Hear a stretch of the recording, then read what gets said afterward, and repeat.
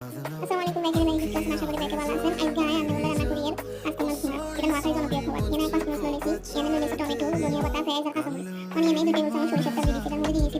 পেঁয়াজগুলো ভালো করে নাড়ি চাড়িয়ে এরপর এর মধ্যে দিয়ে দিমু হালকা লবণ তাতে পেঁয়াজটা নরম হয়ে গেছে এরপর দিয়েছি এক টেবিল চামচ পরিমাণ রসুন আর এক চামচের অর্ধেক দিয়েছি সরিষা এরপর এটার মধ্যে টমেটো দিয়ে ভালো করে এটা নাড়ি চাড়িয়ে লই এরপর এর মধ্যে দিয়েছি কাঁচামরিচ দিয়ে এরপর এটা ভালো করে নাড়ি চাড়িয়ে এর মধ্যে গুঁড়া মরিচ দিয়েছি এরপরে এর হলুদের গুঁড়া এরপরে জিরার গুঁড়া দিয়ে ভালো করে এটা আবার নাড়ি চাড়িয়ে লই এরপর এর মধ্যে দিমু এক কাপের অর্ধেক পরিমাণ পানি এই পানিটা দিই